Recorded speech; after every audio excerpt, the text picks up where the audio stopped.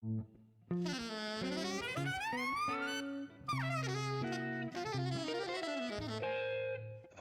Jazz.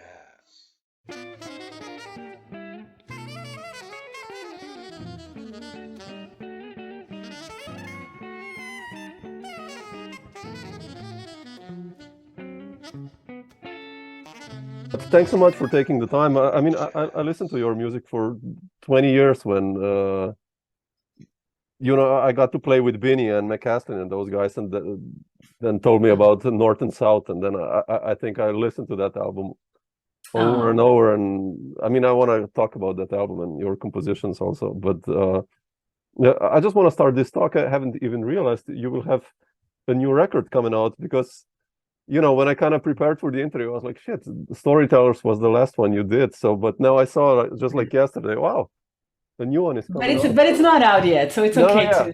We'll talk about whatever. So I'm okay. I wanted to ask you. I've read a little bit about it, and it's basically you recorded in Sao Paulo and just Brazilian kind of classics, almost. I'll put it like that. Yeah. What's the story behind it?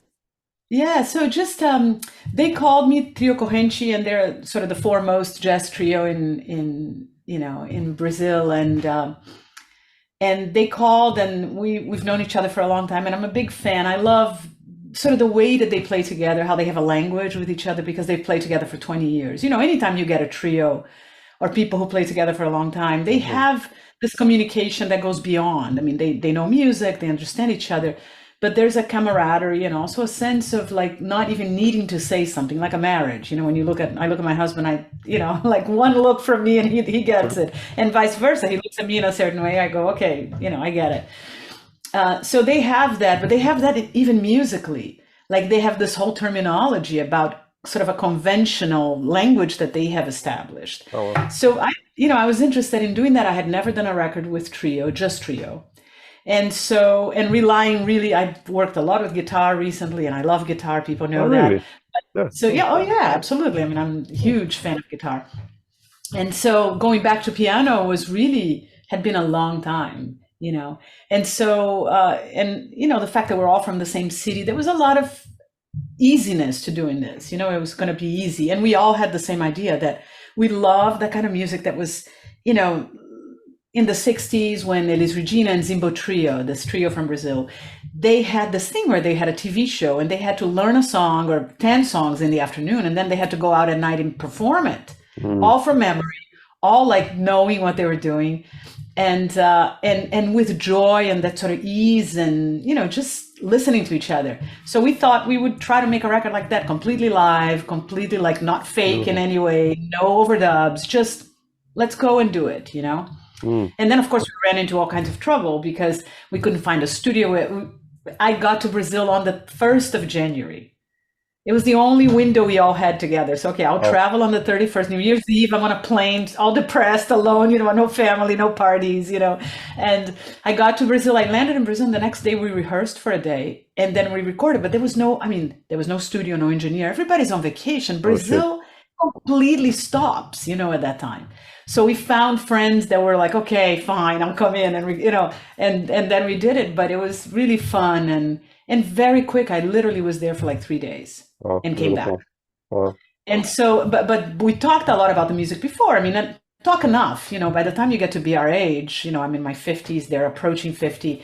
You get to this point where you go, okay, you want to do this? If somebody says no, it's okay. Not, like we just sit and hammer the stuff so much. It's like, how is this? And could you arrange it? Yeah. Then somebody would bring an arrangement, we'd listen to it and go, great. Or somebody would demo on the piano. I was here like, okay, I was thinking this way. What do you guys think?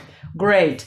And then we got to the studio, and of course it was so easy because everything was meant to be. It just fell into place, and it was just gorgeous. And I'm really happy that it is done this way. I've done records where I've thought a lot about it and prepared a lot, and I've done records where it's just gone in the studio and recorded.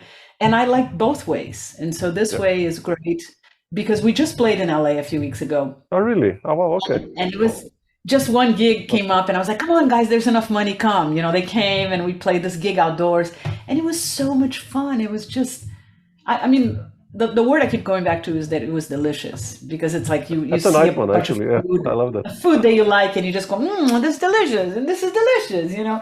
And it was just that feeling of joy, and which is exactly what we wanted in the music. Because, from not trying to be political, but Brazil had been going through just a terrible 4 years with a very cruel fascist president, and so it felt good for us to just say, let's just play a bunch of sambas. Let's just improvise. Let's just be happy. Let's just do this thing that we love doing, because we need to celebrate, the fact that this man is gone from power. So that was kind of it too. But I mean, Brazilian music, obviously, I know like 1/10 of what you know probably, but like, I've listened to seen João Bosco so many times live, Gilberto Gil, and all these guys, and there's so much joy in this music. Obviously, a lot of sadness also. But even that sadness, sometimes when I play a Jobim tune, sounds positive. I don't know, sounds weird, but like, how did you choose the repertoire for the record, actually? I mean, the tunes, because I heard only one tune that's available so far. And it sounds really like, I mean, as you said, I think anything that happens in Brazil, even when it's deeply sad and concerning and troubled, somehow, I think it's because of the way we were colonized, how we built ourselves, our DNA has this element of hope or of resistance almost. Yes, we're sad. Yes, we're poor. Yes, we are broke. Yes, whatever. But what's your option? If not to hope, if not to try, if not to go, So that's I think it's prevalent everywhere. I don't want to speak for other people, but I know that what I observe in music is the same thing that you observe. That even in the saddest of songs that I sing about heartbreak and a woman who's, and it's heavy, there is a resilience or a hope or something that, as with everything in life, I mean, nothing is just one thing, right? There's always the other side of it. And then choosing repertoire was really, I mean, each person just kind of said, oh, can I do, what do you guys think of this and that? Or I've always wanted to. And then we also, of course, try to balance the composers. There's 2 songs by Dorival Caymmi, because we all love the simplicity. The simplicity matches jazz in a great way, actually, And then there's some more complex stuff like a Jobim piece, and then a Paulinho da Viola, very complex samba that he's very wordy, and I had never ever sung a Paulinho da Viola song. I mean, I sing along with his records, but I never really had sung a song. So, and Fabio did a beautiful arrangement, and then we each composed a song specifically for the record. Oh, okay. So I did a samba, sort of paying homage to the old sambas, the old choros. A song about a guy who's, I wrote lyrics also about a guy who kind of messes up with a girl that he shouldn't have. And now, come on, man, you gotta go all the way. You can't just go and like do a little, you gotta go, and he has to go up the hill and ask permission to the samba composer. Come on, I've done this. What do I do now? As if those guys were the gods. Oh, wow. That's beautiful. You don't go to God, you go to the samba composers and you say, man, I've messed up. What do I do? And they say, now buy a ring, marry her, So just kind of with that humor. And that's another thing that I think we wanted, is that there's so much humor in Brazilian music. It's, again, even at the fact that people in Brazil suffer so much, there's so much hardship, there's so much corruption, there's also a great, the other side of that, which is this idea of improvising, making do with what you have. Okay, you don't have this kind of, tool to fix this thing, make something, take a knife, turn it around, mess with it, hammer it, now I can do it. So we wanted to do that with the music also. So there's a complexity to the music, and then an ease to the music. The rhythm, of course, is usually easy, kind of some groovy thing, but then there's something deeper happening. And then there's this sense of humor that in the end is what I guess bridges you to hope, is this idea that, okay, it's as serious as it gets, but can we drink? Can we still have some fun on this? So and I don't mean to define what Brazilian music is, but I know what it is for me. I left Brazil, so many years ago. Who am I to call Brazil I'm an expat, I'm not there all the time. But what I remember, and my relationship to the music has always been that, is to go deep and find everything that's in it, not just, it's not only sad, it's also sad, but hopeful or humorous. Or... But also harmonically, right? I mean, when I look at the tunes. You know, I observed Joao, like Bosco, many times on concerts, and the voicings he plays on the guitar, and I was like, man, what are these? You know, and I figured it out, and blah blah blah. Okay, but you know, even if you take like "Girl from Ipanema," like a really famous tune, like harmonically, you know, it's shit. The bridge is really complex. It's brilliant, you know. So, and it sounds so easy, and that's one thing what I love about all these composers you mentioned. That it's you know, some quite tricky stuff is in there, but it sounds so effortless. Like I really like that. Right, and I think the harmonic thing is always so interesting for me, and of course Jobim being such a great father and teacher of that, right? He really drinks from that fountain of classical music and, you know, traditional music, let's call it that, as opposed to classical, but more traditional European music. But also making a left or a right, feeling this kind of jazz freedom in a way, you know, to just go anywhere. And he justifies it by putting, of course, a great lulling rhythm that's very, you know, groovy, but also a melodic line that makes sense, right? And when you look at modern people like Hermeto, for example, Hermeto Pascoal, you look at him and you go, how did he do that? And I go back and I listen, or I'd sit at the piano and, you know, desperately try to figure out. He uses something also that we forget, that it's the key in pop music, which is repetition, right? So Jobim can do what he does on the bridge of Garota de Ipanema because he repeats it, transposes it, and then the ear goes, oh, that makes sense because you said it not only once, you said it 3 times, you know? So it's combining these compositional techniques with something, you know, fundamentally, basically simple, which is repetition and the use of melody that will grab you. So if the melody holds, then everything holds, right? You can throw any harmony at it. It's all about the melody, I mean, it all the greats, you know. I wanted to ask you composed one tune for this record, and like I said, I always loved your compositions. I remember that tune, I Shall Wait, from that record. I shall wait. I mean, I played that one like over and over in the past. What's your process when writing music, and also lyrics? You know what you mentioned, what you wrote. That's a beautiful idea. Like, how do you come up? I mean, that's 2 questions.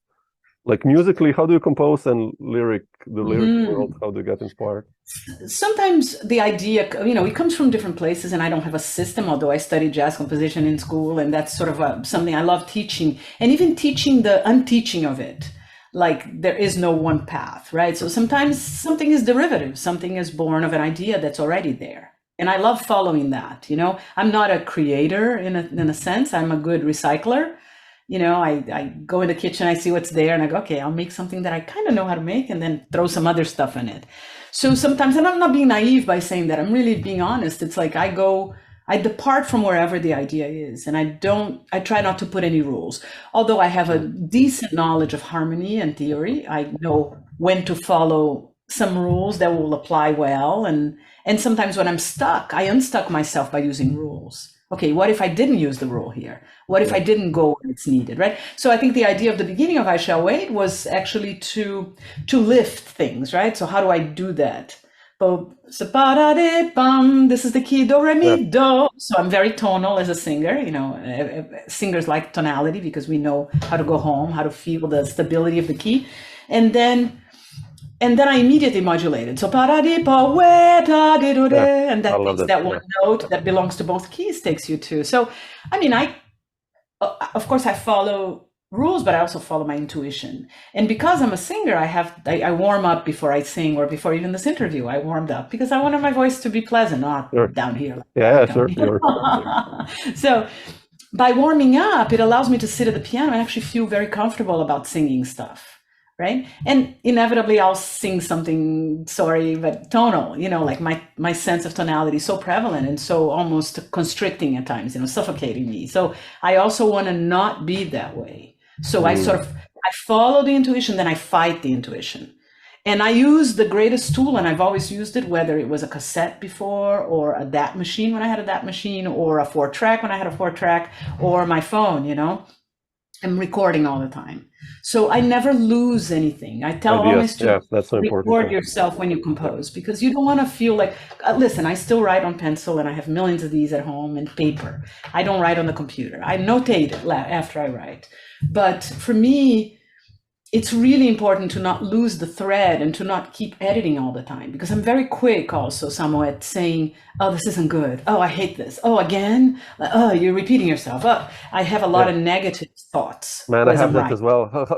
How do you deal with that? I sometimes write a tune and it's like, I don't know, a 7/4 something. I'm like, shit, it's again this vamp and a melody over it. I'm like, okay, I'll put it on my sheet, on my pile there. And like, it's probably okay composition, but for me personally, it sounds like I've done it. Like, how do you deal with this, what you mentioned? Yeah, I mean, first of all, it's important. If you still have something to say, I find that, and I teach that, if you have something to say in that, say it in that, because it means it's your language, right? I have a language. I have my own manifestation. Why should I stop it also? So I do write a lot of the same kinds of things. And then sometimes I record and sometimes I don't. I just keep it. Okay, out of my system. Okay, you needed to come out. But I also do force myself. So like, if I tend to write in 5, if 5 is something that's natural to me, for me, 4 and 2, because I'm Brazilian, so I'm very binary, but I want to write something in 3. And so then I just make an assignment, and then I listen to a lot of stuff in 3 for a while. I really sort of go dig. I even ask friends. Sometimes I send out an email and I say, can you send me some ideas of things in 3? And they send me songs like either they wrote or somebody else wrote. Oh, did you ever check this out in 3? It's so cool. And then I go and I kind of drink from that, because what I find is that if you feed it, it will grow. Right? So you feed yourself different things. So if you want to write different music, don't listen to the shit you've been listening to forever, because it's just going to, confirm what you already know. So exactly. I may listen to, we moved a couple of years ago and we had thousands of CDs. And of course, nobody listens to CDs anymore. We barely have a CD. I have a car that has a CD player, thank God, So I listen to stuff. But we have, we saved like 600 CDs back here. That's what it is, right? And then I sometimes just grab something and put it in the car. I don't even look. I just grab and I go. And Larry, my husband, saved some and I saved some. And there's some stuff that's like educational that we need to have. Like, I can't give this up because it's like, it won't exist 10 years from now or 5 years from now. So I have to have it, So I throw it in the car, and sometimes it's Coltrane. Like we can't give up our Coltranes. They're up there, and some of the Miles, and and sometimes it's some obscure Brazilian thing that somebody gave me that I haven't thrown away yet. And then I put it in the car and I listen to it and I go like, wow, man, this is so hip. What is it? And I go figure it out. I figure it out. I love transcribing, so I write it down and I keep it. And then when I'm completely out of ideas sometimes, and I feel like I'm going in the same direction like you do, like I'm in a rut and I just do the same, I pull it out and I go, what is it again? Oh, that was so cool. Yeah. But without copying it, I'm just putting more information. Larry calls this input, input yourself other things, then the output would be different too. But I think it's natural, and I don't think it's something to be ashamed of or anything. It's like, you have your language, man. If you write in 7 and 7 is natural to you, then that's your thing, And I just recently finished a piece for Chamber Music America just a few weeks ago. And I got this grant to compose a piece. And I don't know why I applied for this thing. I was just, like, why do you're so busy, you're doing so much, like already, why? But then I knew that there was something inside that wanted this, right? I need to get out of my thing. And what I decided to do is that every day, for a good month, I would sit at the piano and just sit here, lock the door and go, okay, I'm gone, an hour, nobody bother me. And for an hour, I would just improvise. That's more. And I would literally sometimes play pencils on the piano and just record the whole hour on a voice memo. And it's like, whatever, and then whatever comes out, just playing on the piano. So one day I was playing backwards. I was like, okay, I'm going to get to some new voicings if I just, anything to get an idea. And I recorded them all. And I wrote a piece called 24 Musical Episodes. Oh. And they're each under a minute long. So I wrote them all by improvising. Then I transcribed, I listened back, of course, and that was another day of listening to each hour, and then finding, oh, that's really good. What is that? That's so new. That's just beautiful. And then taking that and transcribing that, falling in love with it. Of course, I have to love it. And then transcribing and then putting it together. And now it's a piece called 24, and I'm going to premiere it in September at Joe's Pub in New York. And I'm really happy about it. I don't know what it sounds like, because I'm alone in the room writing it, in my head, it sounds brilliant. Like, oh my God, it's so fresh. And it's just little excerpts. They could all be developed. I mean, I love people like Maria Schneider who can take one idea and put it into 30 minutes of music. I chose to do something else. It's going to be about 28 minutes long because there's space in between and whatnot. But the idea was really, if it could be a taka from beginning to end, it would be 24 minutes of this piece that's just little bits and pieces of things. Some are really fast and crazy. Some are very intonal and slow but short. And I think the brevity of the idea is what excited me, is that you can limit yourself and limit the parameters, so give yourself some boundaries. I tell my students often, okay, you need an assignment, you need to write, okay, you're going to write a song a day and you have to write it in 5 minutes and you cannot use the keys of blah, blah, blah, blah, blah. And I give them some guidance and then they go and they come back, they're like, oh my God, it was life-changing. I was like, okay, you just needed to be told not to do some things or to do some other things.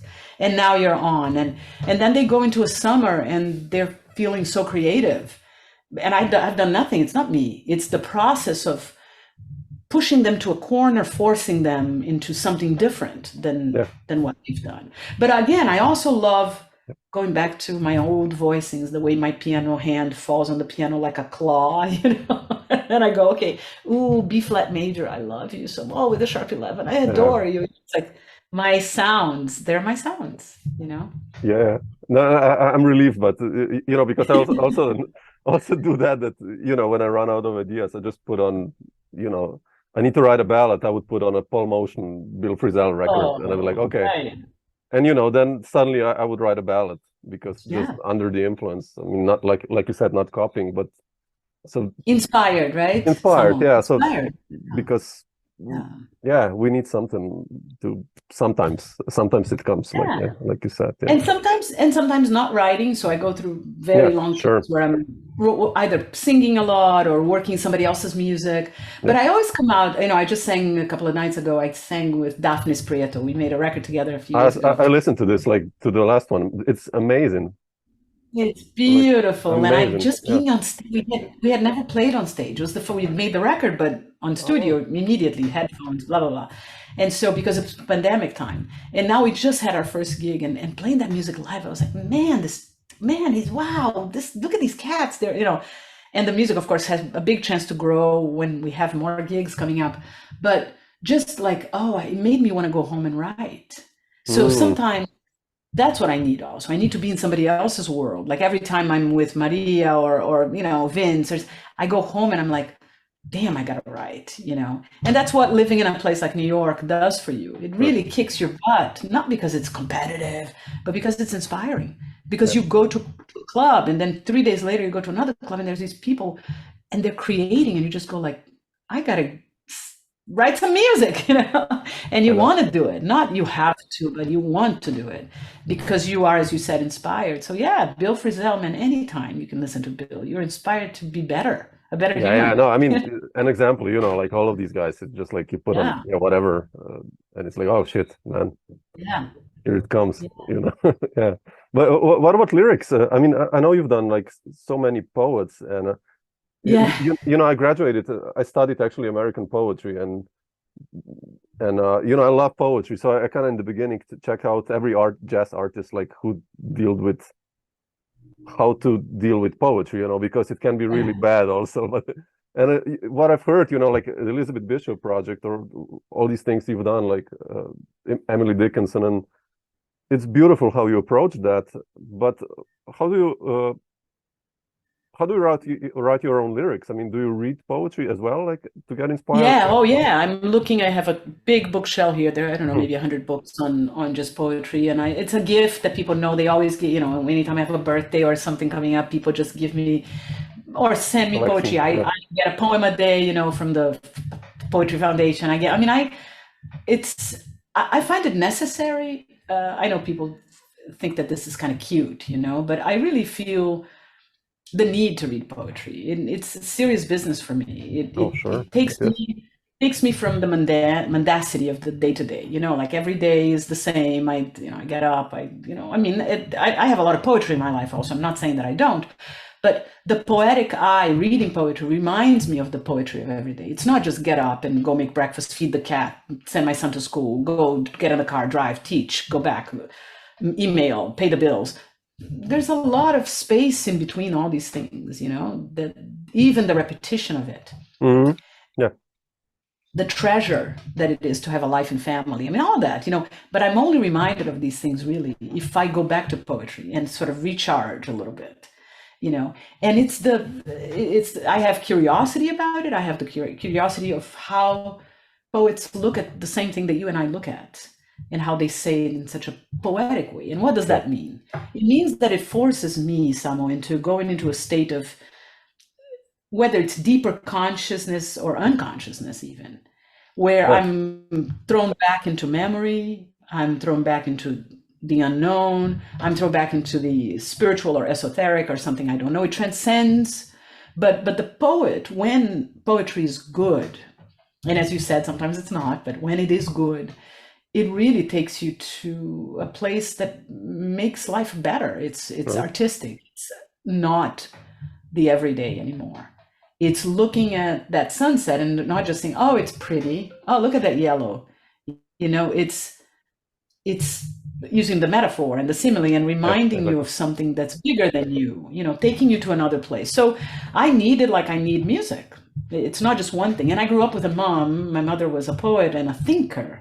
Oh, really? So words were very important, you know, and she would be, you would find her, you'd say, Mom, or you'd look for her, and she would be in a corner, like kneeling down with a book in her hand. That was her time, like her space, you know, and she was a freak amongst all the moms, because the other moms were not. They were at the mall or baking, and my mom wasn't doing that.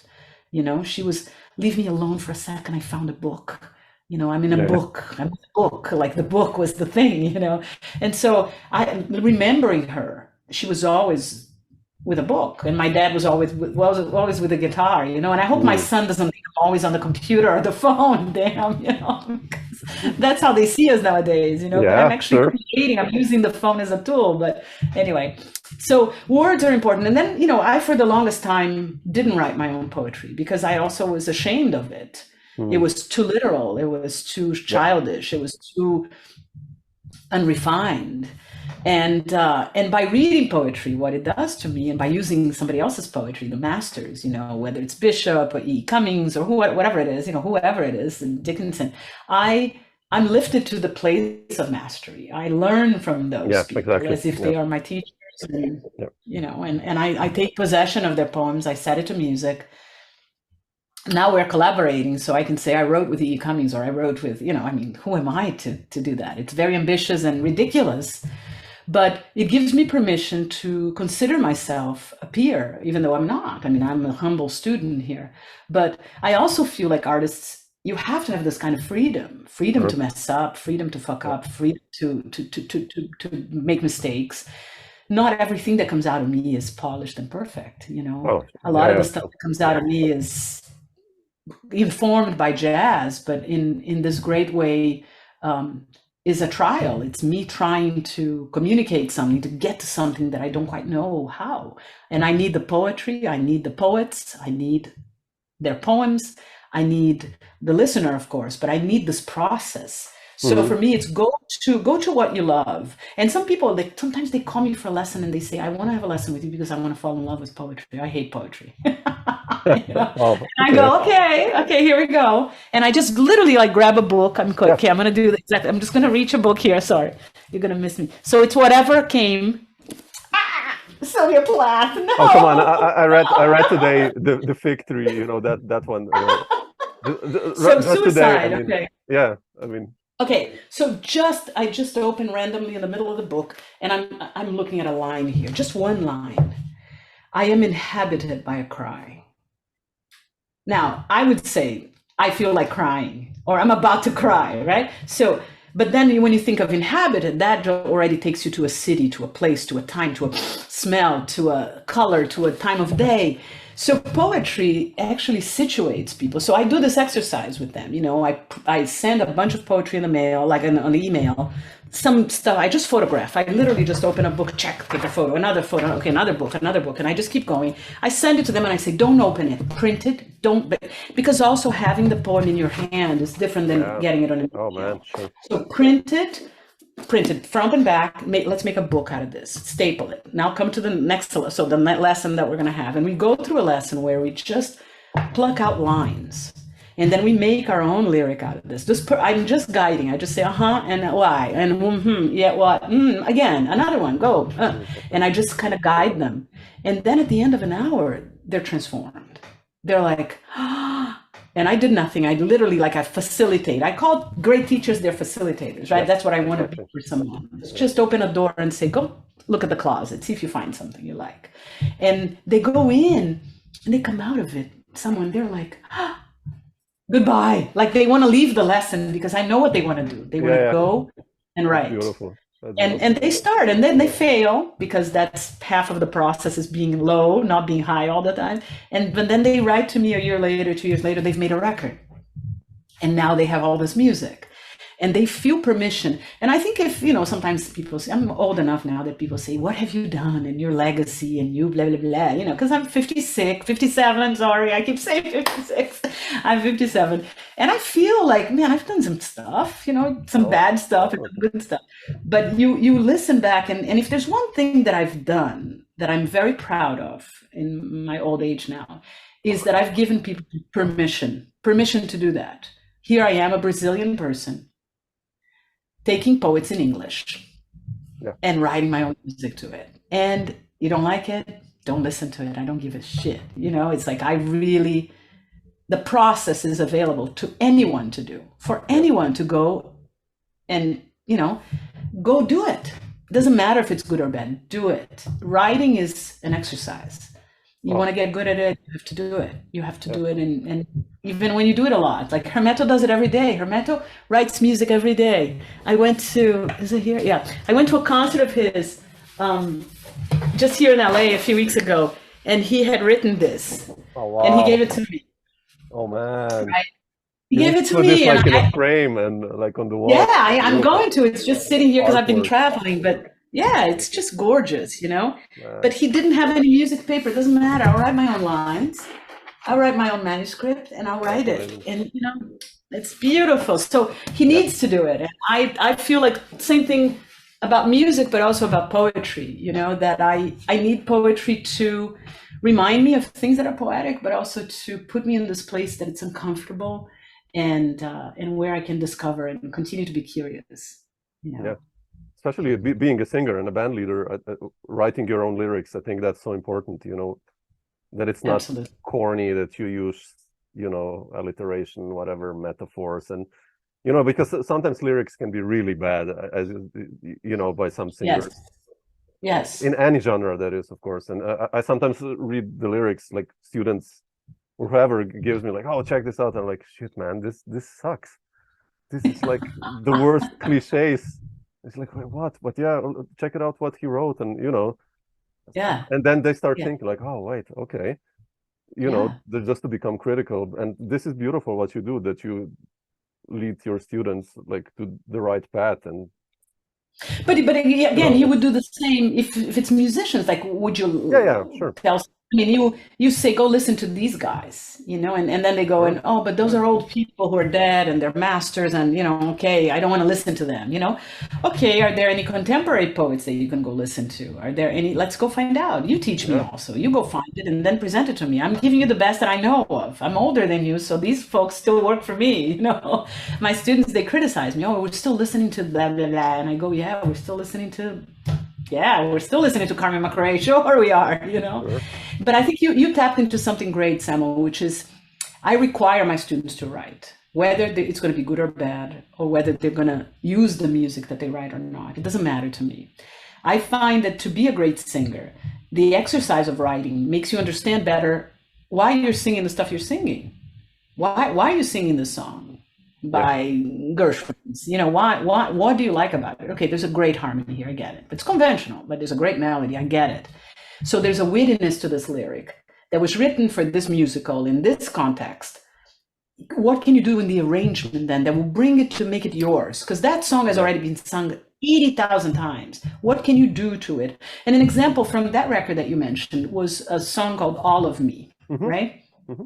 I recorded All of Me, and I had sung All of Me in school. All of me, why not? You know, fast and like really happy. I'll take all of me. And then one day I took the lyric. I read that lyric and I said, all of me. Why not take all of me? Can't you see I'm no good without you? Take my lips. I don't want to use them anymore. Take my arms. I don't care about it because you took everything from me. Now I'll take all. You know what I mean? And I was. It's like pain, pretty you know, desperate. Yeah, exactly. Yeah, pain, desperation. I mean, and I was like, oh, okay, so what do I do here? I'll go Brazil. I'll go slow bossa ballad.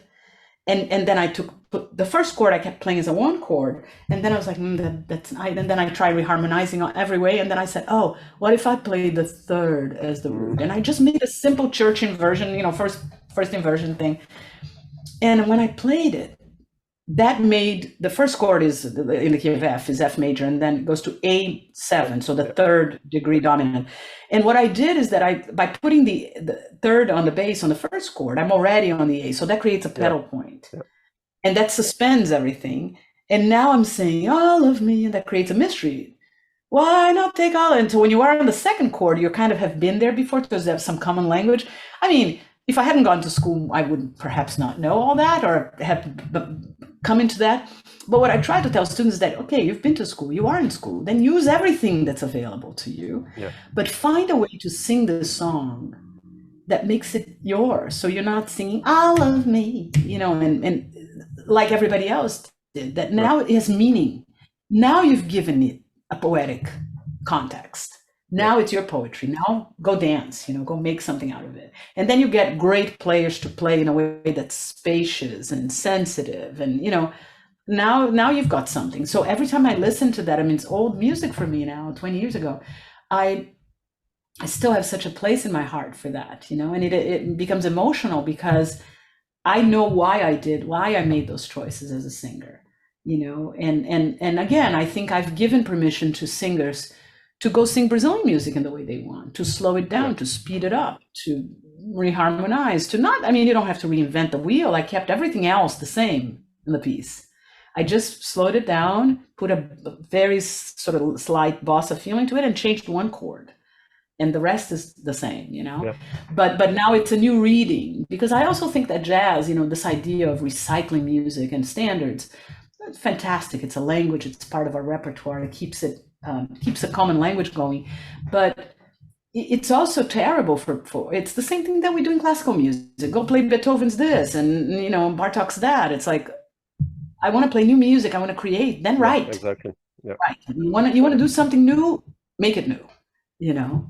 Yeah. Right. So I do require that all my students write music and arrange, of course, and, you know. No, but it's a good point, like what you said, because, you know, many times, especially with singers, I think it's like everyone would think all of me, like you said.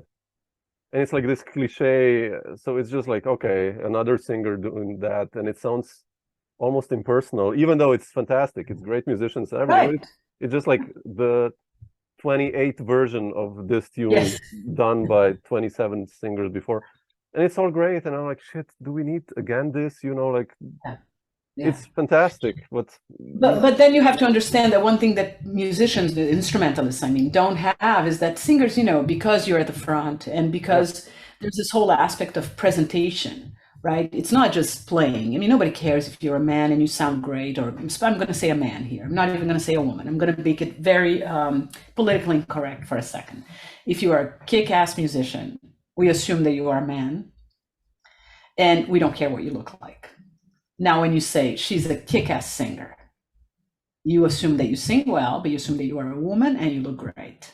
And by looking great, we're thinking a certain look, like a really beautiful, almost a model-looking woman, right? And then you have to break through that shit. I mean, you know, if you're a woman and a kick-ass instrumentalist, right? We have these stereotypes. So for singers, it's really hard to just be. Yeah, I need to put makeup to go on stage.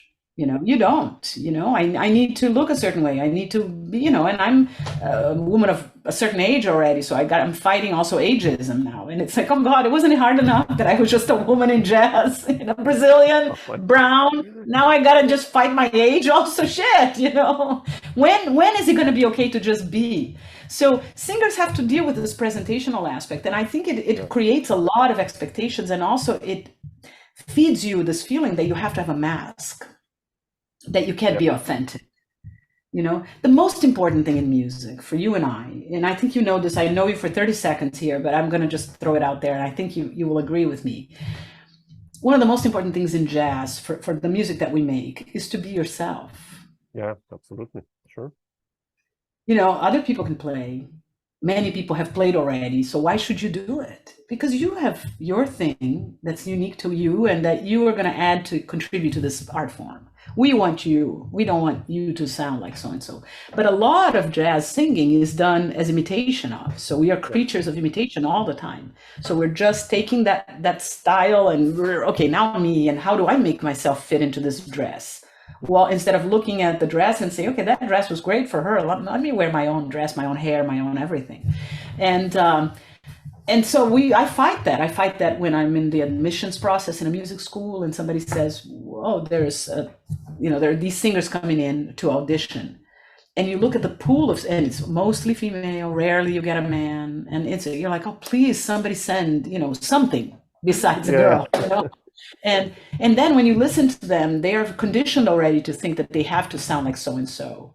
And whether so-and-so is Carmen McRae or Cecile McLaurin Salvant, I mean, whatever the reference is, they're going for that. And then you what I like to do is just, if I have a chance to say, sing something else, just something else, doesn't matter what it is, or sing something a cappella. Let me just hear your sound and sing it slower, or just put them in an uncomfortable situation for 1 second so you can hear the authentic thing come out, And we are so tight right now as a society because we have so much information of what is cool and what's hip and what's good and how you should be and the filter you should use or whatever, that we forget that you have to crack it in order to let something authentic sip through this mask stuff that we put on, and I'm responsible for a lot of that too.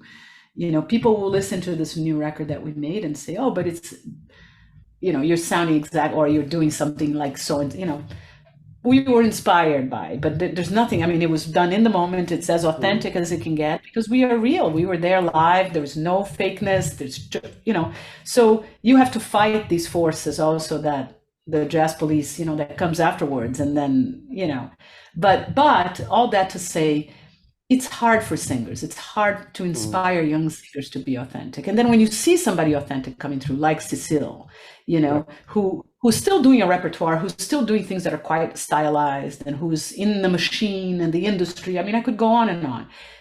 She's unique. That there's special there, and there's a beautiful instrument. So we cherish that. We celebrate that. I celebrate that because I want that in music. Whether she's singing standards or writing her own music, I mean, she does a combination of both. And that's what I think it's at for singers.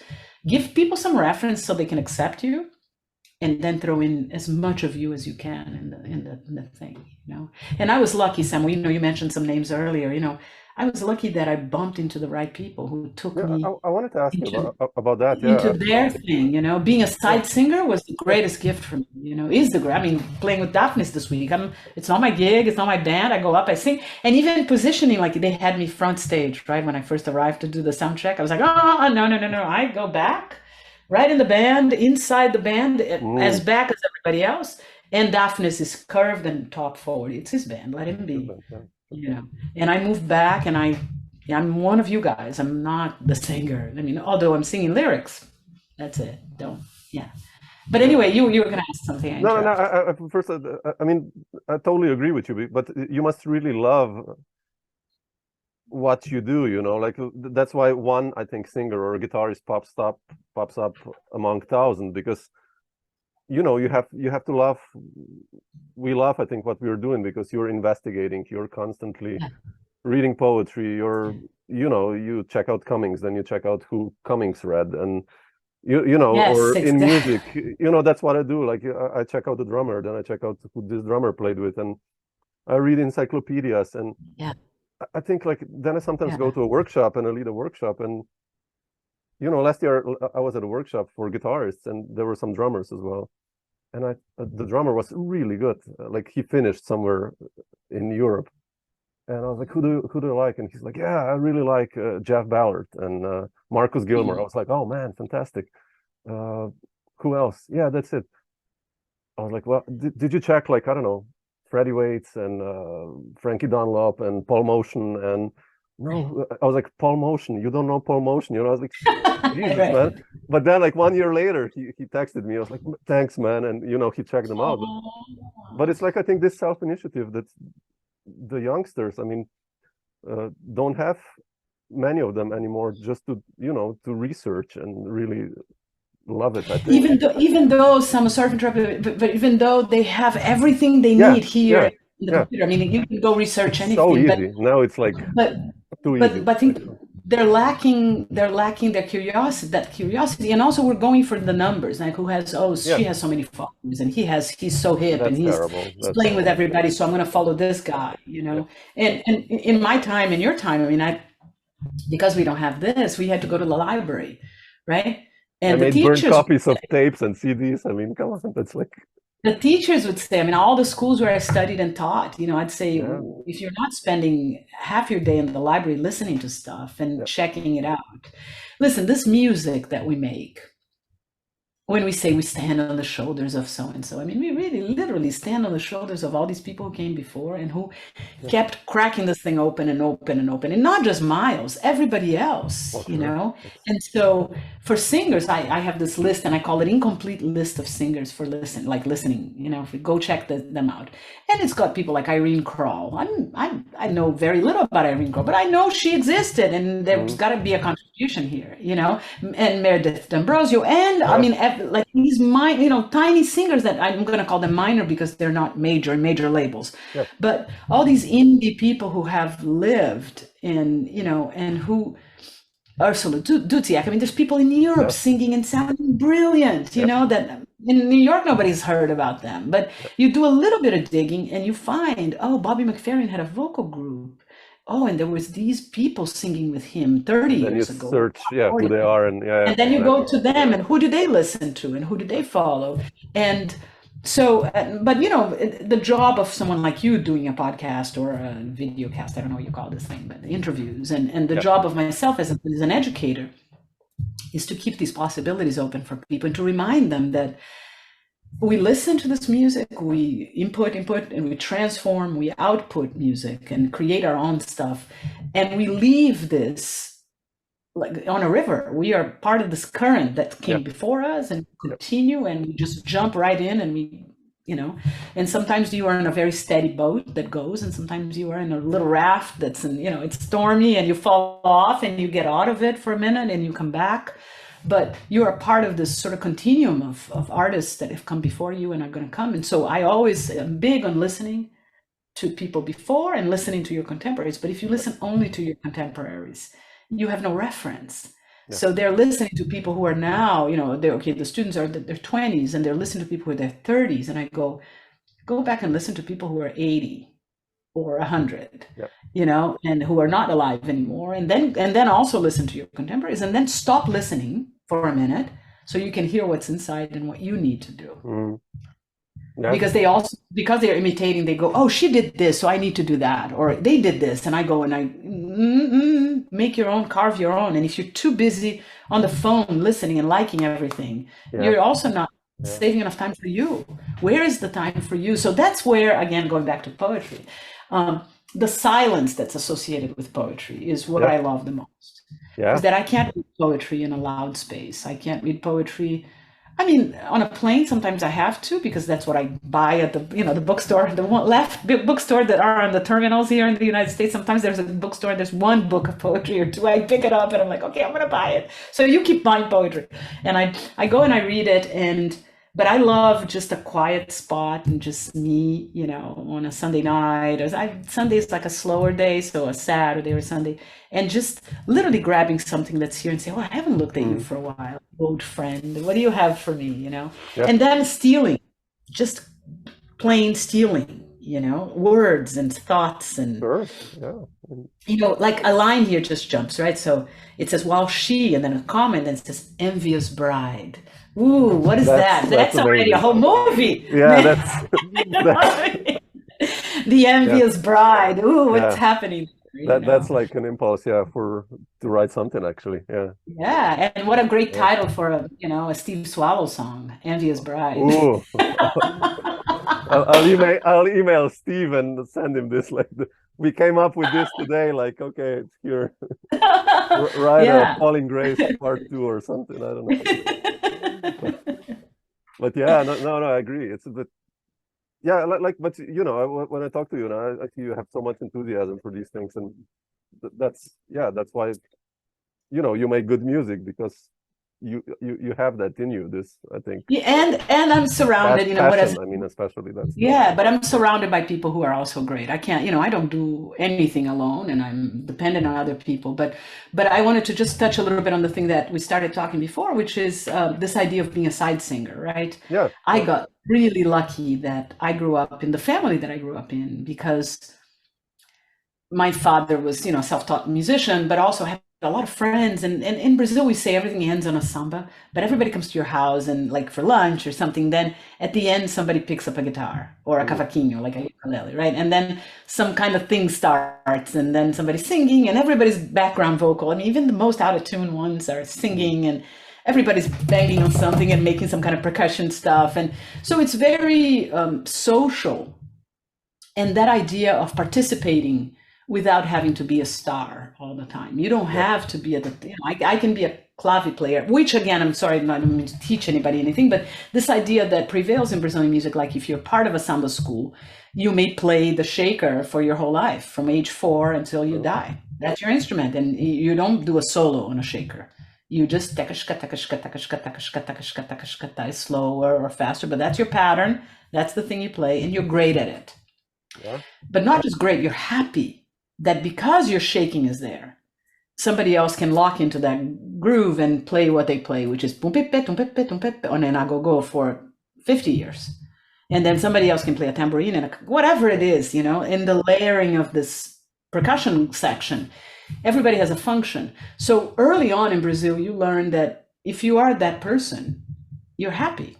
You're not less than anybody else, because the cat in the front can't sing unless everybody in the back is playing this great groove. Sure. So we're all connected. The boat is going and we all need you. You row, I do this, I cook, it's like part of this big thing. So when I started coming out as a singer, that spirit, I think, saved me and also helped me tremendously, because I can be in somebody's band. Somebody says, can you come and sing 2 songs? And I go, sure. And I sit for the rest of the gig. I'm happy. I don't have to be on every song. And then if I'm there and somebody says, can you play a little clave here on this one? It's in 7. Oh, teach me, I'll do it. And then I play the little clave, and I'm sitting in the corner and I'm okay. And it's fascinating to me how my thing locks into the cowbell that the drummer's playing with his foot, or therefore, and that thing, the joy of being a part of music, doesn't mean you have to be the star. It's a team and effort, so you can just be the collective. The collective thing is fantastic. So when people would call me and say, can you sing 1 song here? I'm sure. Can you come and play triangle on this? Sure. And so that got me the gigs, but not because I was great, because I was friendly and supportive, and and I'm also a listener. And I'm there, like people are playing, I'm like, ooh, man, ooh, so that spirit also helped. So I tell my students, people ask you to do, say yes, show up, go see your friends, be part of the community. And then little by little, of course, you learn, because the beauty of being in everybody's band is that you learn how to lead by being led by great people. So Danilo, being in the band, Danilo Perez for all that time, working on Piltch, those people who had experiences with other people who then brought so every time I leave a project, I'm rich and I've done nothing. And sometimes I get paid, and then I learn all these different melodies and concepts and rhythms and harmonies and connect with all these other pockets of musicians that I wouldn't otherwise. So being a side singer for me has been incredible. But I think the point that I always make to people also is that I came as myself. I didn't come as anybody else. So you walk in a room, you're not trying to be somebody. You just be you, and that's enough. Yeah. And the person leading will be able to see that you're enough for this and this. And if they want you more, they will ask for more. And if they don't want you more, it's not because you're not great. It's because that's what they want. Yeah. It's like they're calling an oboe player to play just on those two pieces. And then the rest of the time, Cat is just sitting there. You know, I think often of orchestra musicians who were there, you know, literally to play the triangle for those 8 measures. Yeah, exactly. Ding, ding, ding, ding, ding, ding, ding, ding, ding, ding. Yeah, exactly. And then the rest of the time they're just meditating, you know, and listening and absorbing and experiencing. Yeah. You mentioned Danilo, and you know, I went today through the records I have you on. It's quite a big pile actually, and you know, like Guillermo Klein and Paritucci and Fred Hersch and God. Danilo Perez. Like, how did you start making connections in New York in the beginning? Like that, all of a sudden, you know. So Danilo and Donny, we met at Berkeley. You know, Danilo and Donny and I went to Berkeley the same time. We were, you know, so that was really going, you know, to the schools and then because I had gone to Berkeley, when I came back to teach at Berkeley, which was just a few years later, I was 25, 26 when I got hired to teach in Berkeley. I was very young. And teaching ear training, not voice. So that was fun too. Then Guillermo was there and Miguel Zenon was there. And Miguel Zenon was sitting on my class and my ear training class. And I was like, oh God, he doesn't need to come to ear training. He could teach me ear training. And so, and he was a great student. Of course he was, you know. So mostly through school, and then from school to, you know, like being Danilo's band introduced me to other people. Being with Guillermo, I met Chris Cheek and Tony Malaby and Rosenwinkel. I mean, you just, you know, from being in one place. Yep. And even Guillermo's a great example. I would go from Boston, take a car with Fernando Huergo, bass player, great bass player. Yeah, sure, I love him. Yeah. We would go just to play. He would play the whole gig, and I would sing 3 songs with Guillermo. But I would do it. I would come all the way from New York. 5 hours in a car, back and forth, to go play like a 11 p.m. set with Guillermo at Smalls because the music was incredible. Excuse me, because everybody wanted to be there because it was like being in a tribe. I call it. You know, it was like you were part of this thing. You know, and Beanie, the same thing. Beanie was through Ed Simon. Okay. I met Beanie, and because of Scott Colley. Yeah, and they were with Donny. They were connected as well, right? Yes, and Donny, of course. Yeah, then Beanie was producing Donny, and I mean, there was all one thing. Yeah, and then I ended up on Beanie's record. I ended up on Ed Simon's record, and I connected with Adam Rogers, and that it opens up another. Like, so everybody just sort of, you know. Yeah, but it was a great, I mean, I was living in New York at the time too. It was a different life. Also, we were all much younger. Yeah, but amazing. And being surrounded by these incredible musicians. I mean, Dave Binney, those guys, so great. The level with which they were improvising and creating and how they were just making music every day, all the time. Yeah. You know, there was nothing else. There was music was food. It was like, yeah, exactly. Yeah, I love that about New York. I remember oh, sorry. Like, you know, you mentioned Malaby, and my first record in New York, it was with Tom Rainey, Mark Elias, and Tony Malaby. And yeah, you know, I wrote 11 compositions. I thought, shit, okay, this was gonna be hard, and we did everything in Systems 2 in 2 hours. And I was like, shit, people, that's oh, let's go eat now. And it sounded amazing. Like, damn, okay, I saved up a lot of money. That's cool. But, you know, it was just like, okay, next. Okay. Yeah. Okay. Yeah. Amazing, you know, the level, like you said. They bring their A game every day, all the time. So amazing. You know? Yeah, I did this Storytellers record with Vince, and it's very written and very, you know, beautiful and just incredible. So gorgeous. And we've played around the country, and we usually put these bands together, right? And we do one rehearsal and we go on stage.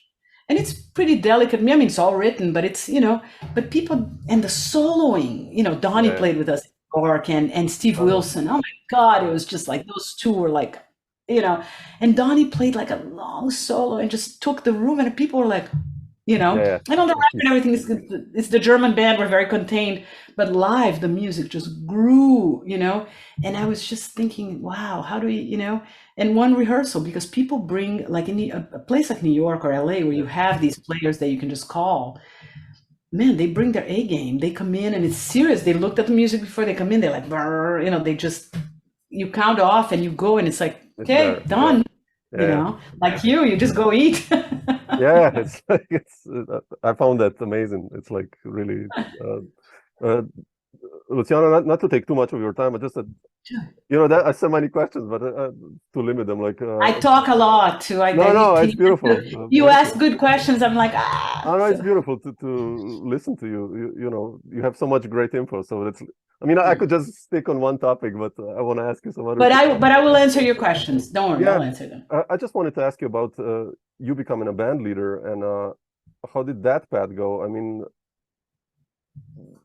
how, and if you look at yourself now, you know, back, how have you developed as a band leader? How have you gotten more comfortable? And, you know, like you said, being a front woman with all those amazing musicians there, bringing the charts, like how did that process go for you? Badly at first, of course, you know, because I also, when I started being a band leader, I had already played very complex music, sometimes with Hermeto growing up, and, you know, my experiences, but I wrote very complex music in the beginning, much more complex than I write now, because there was something that needed to come out of me. You know, everything was in 13, 11, 14. I mean, it was really just, I ran out of fingers counting, you know, it was terrible and wonderful at the same time. Yeah, you know, love that, yeah. And I wasn't really ready for it. And I understood some of it, but some of it I didn't. And of course, you know, my first recording in the US, I got George Garzon. Yeah. I love that one. It's a nice one. And Dave Kikoski. I mean, God. What, I had no business being in that room with those guys.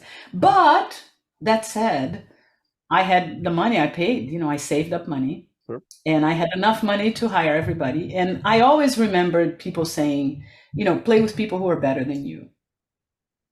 Try to play with people who are better than you. And they clearly were much better than I was. John Lockwood on bass, phenomenal. He's a monster. Advisor, bass player, monster, but also a heart. And everybody in the room had a heart.